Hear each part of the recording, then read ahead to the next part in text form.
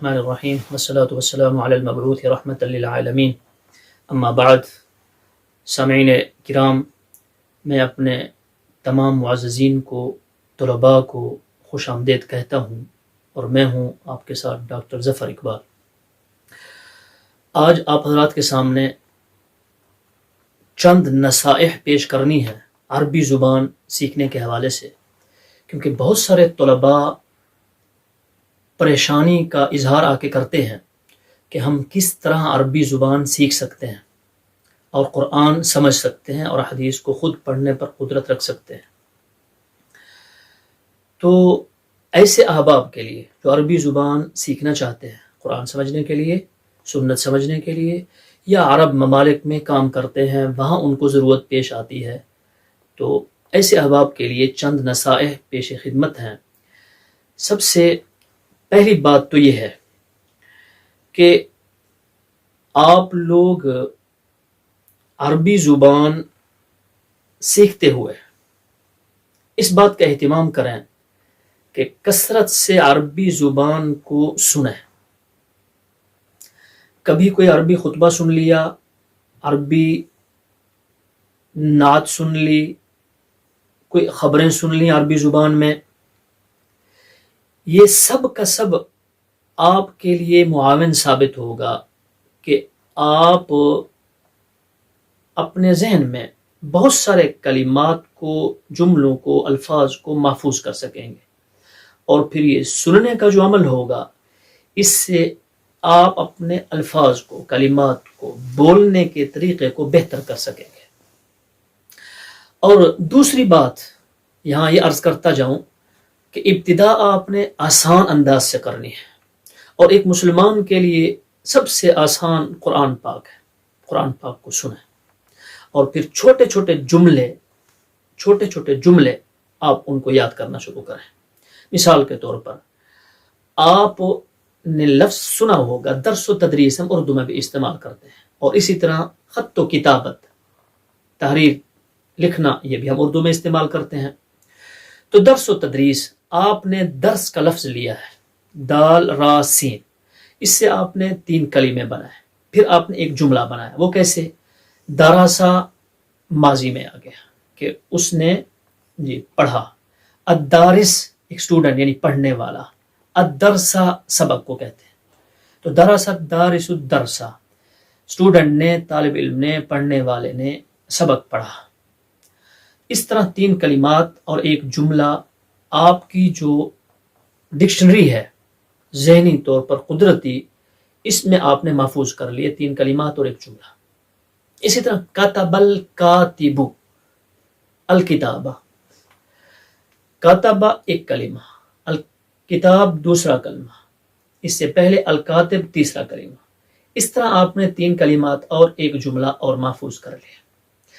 یہ تینوں کلمات کاتب الکاتب الکتابہ، یہ کاف تا با سے مل کر کے بنے. اسی طرح درس الدارس الدرسہ، دال را سین سے مل کر کے یہ کلمات اور پھر جملہ بنا ہے. تو آسان سے ابتدا کریں. اور تیسری نصیحت یہ ہے کہ سننے اور آسانی کے بعد آپ لوگوں نے کلام جو کرنا ہے وہ بھی عربی زبان میں کرنا ہے.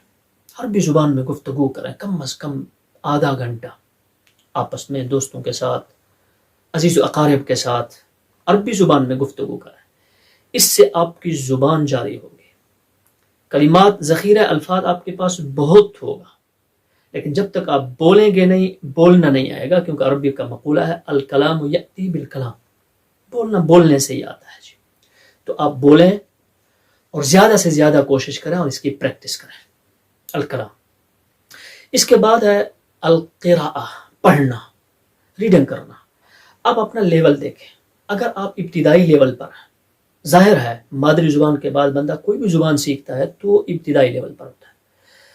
اگر ابتدائی لیول پر ہے تو قصص الاطفال کو پڑھیں. آپ بچوں کے یہ جو قصے لکھے ہیں وہ آپ صلی اللہ علیہ وسلم کی زندگی سے بھی محفوظ ہیں، صحابہ کرام کی زندگی سے بھی محفوظ ہیں، اسلامی قصص بھی مل جاتے ہیں مارکیٹ سے، آپ ان کو پڑھیں. اگر آپ متوسط لیول پر ہیں، کچھ نہ کچھ پہلے جانتے ہیں، پھر آپ کوئی نہ کوئی مقالہ لیں، کوئی مقال لیں، آپ اس کو پڑھیں. اور اگر آپ متقدم لیول پر ہیں، کافی حد تک جانتے ہیں عربی کو، پھر آپ کوئی اخباری تراشا لے لیں، اس کو آپ پڑھنا شروع کریں، سمجھنا شروع کریں۔ آخری بات یہ ہے کہ آپ ان جملوں کو، ان کلمات کو جو پڑھیں سمجھیں، ان کو آپ لکھنے کی بھی کوشش کریں۔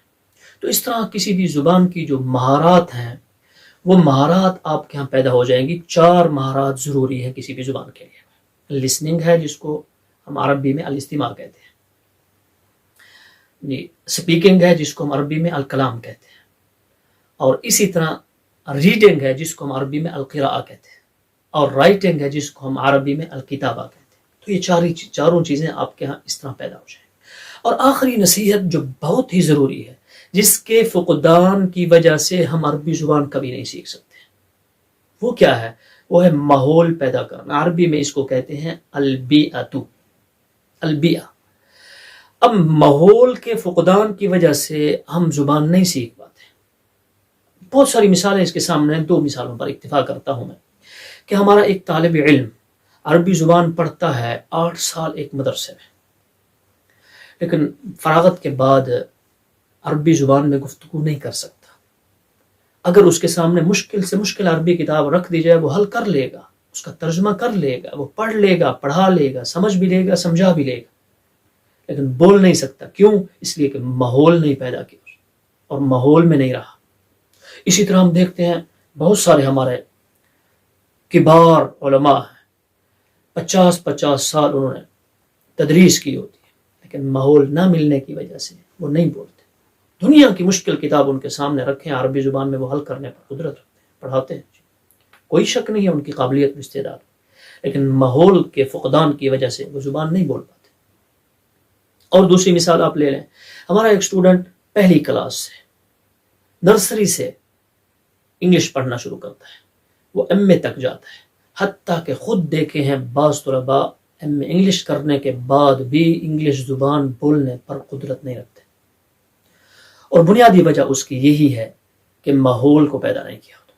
اچھا، یہی اسٹوڈنٹ اگر دوسری یا تیسری کلاس میں، ایم اے تک پہنچا نہیں ہے، تیسری کلاس میں ایسے ماحول میں چلا جاتا ہے جہاں اس کو انگلش ماحول ملتا ہے، انگلش زبان میں سنتا ہے، بولتا ہے، سبق انگلش میں پڑھتا ہے، وضاحت اس کو انگلش میں ملتی ہے، سبق سناتا بھی انگلش میں ہے، تو یہی بچہ تیسری چوتھی کلاس میں انگلش بولنے پر، سننے پر، سمجھنے پر، لکھنے پر قادر ہو جاتا ہے۔